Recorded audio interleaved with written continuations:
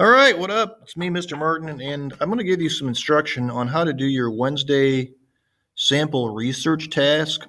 Every Wednesday over the course of e-learning, I'm just going to give you a short question. It'll be related to our cross-curricular topic of space exploration. Um, but all you have to do is get on the internet, find some answers to the question, and then you just do a little 75-word write-up, but you write it as a research paragraph. So you're going to cite your works. Here's the basic instructions. Use the internet to answer the following question. I'll give you a little question like this one. This is just a sample. Don't do this one. It says, what animals have been sent into space and why? Well, first of all, again, make sure your answer is at least 75 words in length. I should make it longer, but I guess it'll be nice. Number two, use proper grammar and spelling. Of course, we always do that.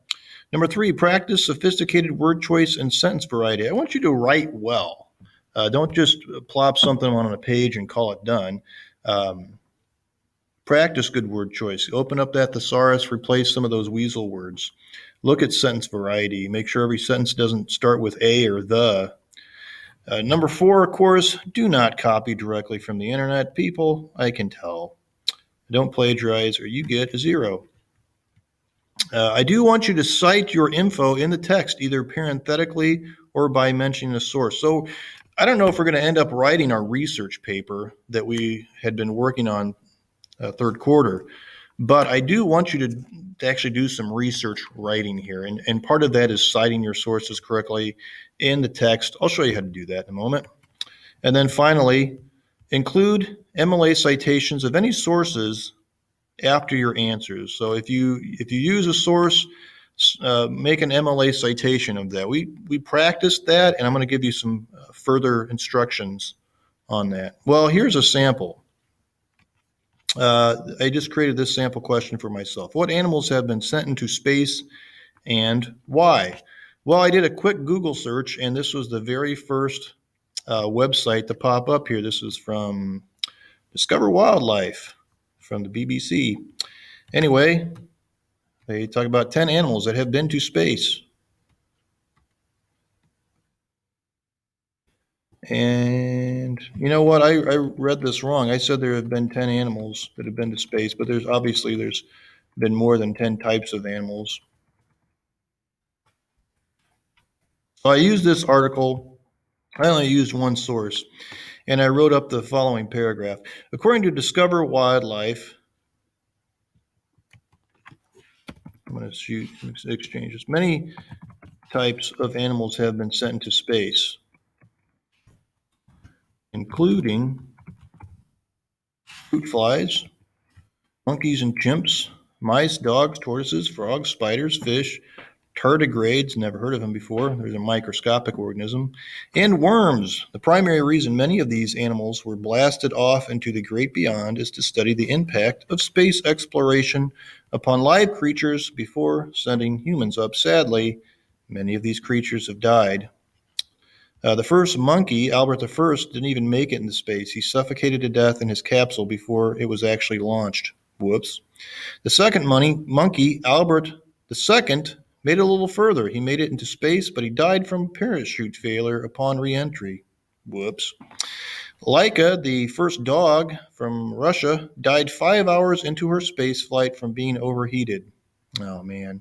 But the toughest animal here to enter outer space is the tardigrade. They're little weird microscopic organisms. I'll show you a picture. Look at those little things.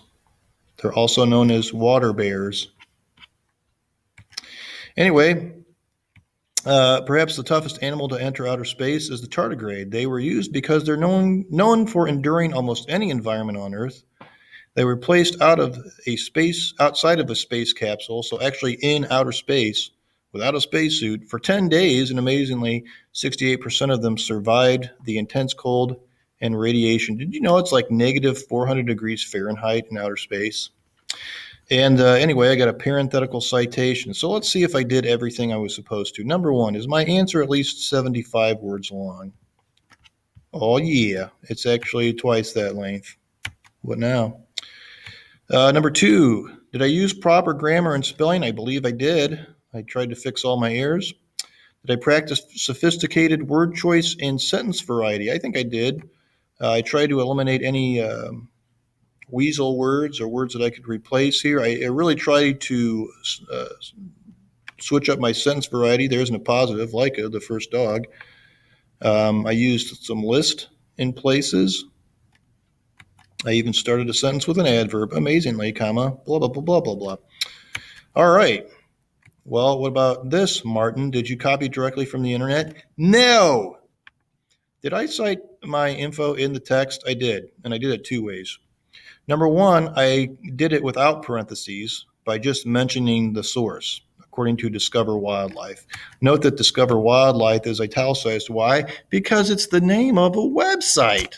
It's a long work. Italicize it. Also, I cited it parenthetically.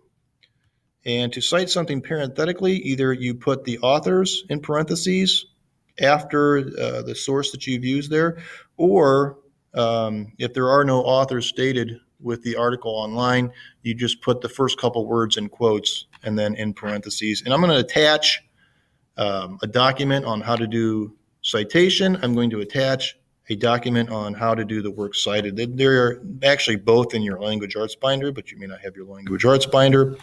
Finally, do a little works cited. So I did a little works cited here. I checked out my source, and I know I'm going to need this. I know I'm going to need the name of the website. I know I need the title of the article. That's 10 animals that have been to space. I know I'm going to need the authors. There's the authors. I could not find a date of publication, so you might have to skip that. But I can at least put the date of access. So here's what I put. I have my 2 authors first. Again, authors, if first name, last name first, first name last. However, if you have 2 authors, the second author gets written regularly. Isn't that weird? The next item in a website works cited entry is the page heading that gets put in commas. And then there's a title quote. I'm such a dingbat. It gets put in quotation marks. I think it said commas. But there's a period quote at the end there. Then you list the name of the website. Again, websites are listed in italics. There's a comma after that. Now, there could be a date of publication right here. But if you don't have it, you just skip it. So normally the date of publication goes there. It's not there, so I'm skipping it. Then I put my URL. I just copied it and pasted it in there. That's fine. And I can put my date of access. I accessed it today, the 4th of April, 2020. And you can see I used a hanging indent here. Again, press Enter Tab to get your hanging indent. And kids, that's worth, this is an A+ right here. I'm just going to tell you. It's worth 3 e-bucks. Again, these e-learning bucks are actually a dime, and I will add them up over the course of this e-learning period. And at the end, you could either get an e-gift card to Amazon that I'll just send you over email, or I will, if you wish, I can donate your e-bucks to a charity, either stjude.org or savethechildren.org. Save the Children is donating food and books to kids during the pandemic. So, here's the documents I'm going to attach for you. This is, let's do this one first, actually. You've seen this. We've went over it in class.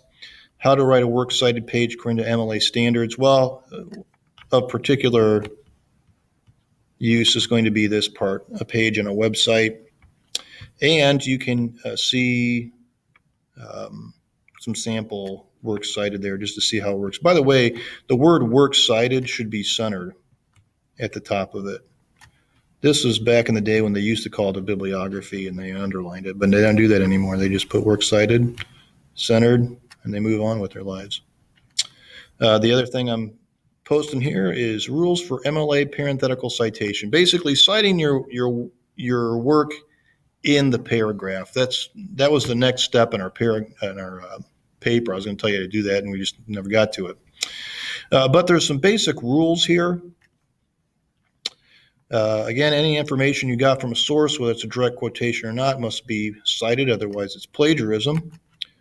The citation for a source comes after the quotation or information you borrowed, so it's in parentheses at the end. Hey, according to leading health organizations, tuberculosis is on the rise. Where did I get that? From this article. There is no author to cite, therefore I just cited the first 3 words of the article title, and you can do that. Notice that punctuation at the end. There's quote mark, parentheses, then period. The citation is always a part of the sentence, so the period always goes after the citation. And when citing a source, use whatever information comes first in that source's bibliographic entry. Well, if you've got an author, put the author. If there's no author, you will put the first 3 words of the article title. And you can put this ellipsis here to show that the title's longer, or you don't have to actually.